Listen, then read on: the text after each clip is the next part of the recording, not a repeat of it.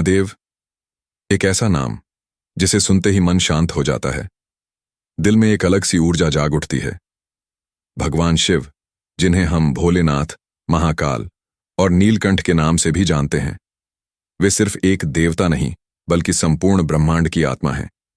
उनकी आंखों में करुणा है, उनके स्वरूप में शक्ति है और उनकी चुप्पी में पूरा ज्ञान छुपा हुआ है। कहते हैं कि जब सृष्टि की शुरुआत हुई तब सबसे पहले शिव ही प्रकट हुए। वो न आदि हैं न अंत, वो अनंत हैं। महादेव का जीवन हमें सिखाता है कि सच्ची शक्ति बाहरी दिखावे में नहीं बल्कि भीतर की शांति और संतुलन में होती है। उनके गले में सर्प, जटाओं में गंगा, माथे पर चंद्रमा और शरीर पर भस्म, ये सब हमें बताते हैं कि जीवन में हर परिस्थिति को स्वीकार करना ही सच्चा योग है। महादेव का सबसे बड़ा गुण है उनका भोला स्वभाव। एक सच्चे मन से किया गया उनका स्मरण उन्हें तुरंत प्रसन्न कर देता है। चाहे कोई गरीब हो या अमीर, पापी हो या पुण्यवान, जो भी सच्चे दिल से एयूएम नमः शिवाय कहता है, महादेव उसकी हर पीड़ा को हर लेते हैं। यही कारण है कि उन्हें भोलानाथ कहा जाता है। जब समुद्र मंथन हुआ और विष निकला तो पूरी सृष्टि संकट में पड़ गई। उस समय महादेव ने बिना एक पल सोचे उस विष को पी लिया और नीलकंठ बन गए। ये हमें सिखाता है कि सच्चा रक्षक वही होता है जो दूसरों के लिए कष्ट सहने को तैयार हो। महादेव का ये त्याग और बलिदान हमें जीवन में निस्वार्थ भाव से जीने की प्रेरणा देता है।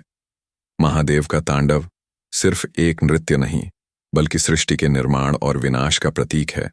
जब शिव तांडव करते हैं तो पूरा ब्रह्मांड उनकी ऊर्जा से कांप उठता है। ये हमें बताता है कि हर अंत के बाद एक नई शुरुआत होती है। इसलिए अगर जीवन में कठिनाइयां आएं तो डरना नहीं चाहिए, क्योंकि वही कठिनाइयां हमें और मजबूत बनाती हैं। महादेव एक आदर्श योगी हैं, कैलाश पर्वत पर ध्यान में लीन। वो हमें सिखाते हैं कि सच्ची खुशी बाहर नहीं बल्कि हमारे भीतर है। अगर हम अपने मन को नियंत्रित कर लें तो हम किसी भी परिस्थिति में शांत रह सकते हैं।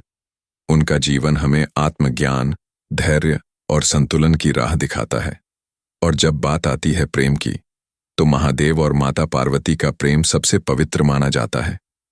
उनका रिश्ता हमें सिखाता है कि सच्चा प्रेम विश्वास, त्याग और सम्मान पर टिका होता है। यही कारण है कि उनका मिलन हर युग में आदर्श माना जाता है। अगर आप भी अपने जीवन में सुकून, शक्ति और सही दिशा पाना चाहते हैं तो महादेव का स्मरण करें। रोज कुछ समय ओम नमः शिवाय का जाप करें और अपने मन को शांत करने की कोशिश करें। धीरे धीरे आप महसूस करेंगे कि आपकी हर परेशानी हल होने लगी है और आपके भीतर एक नई शक्ति जाग उठी है। महादेव को संहार का देवता कहा जाता है, लेकिन क्या सच में वे सिर्फ विनाश के प्रतीक हैं?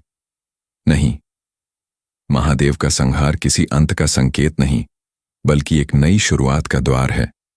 जब जब संसार में अधर्म बढ़ता है तब तब महादेव अपने रौद्र रूप में आकर बुराई का अंत करते हैं ताकि सत्य और धर्म फिर से स्थापित हो सके। महादेव का तीसरा नेत्र, जिसे खुलते ही सब कुछ भस्म हो जाता है, यह सिर्फ क्रोध का प्रतीक नहीं बल्कि यह ज्ञान का प्रतीक है। जब यह नेत्र खुलता है तो अज्ञानता और अहंकार का अंत हो जाता है। यह हमें सिखाता है कि हमें अपने भीतर के अंधकार को खत्म करके ज्ञान की रोशनी को अपनाना चाहिए। महादेव का डमरू, जिसकी ध्वनि से ब्रह्मांड की उत्पत्ति मानी जाती है।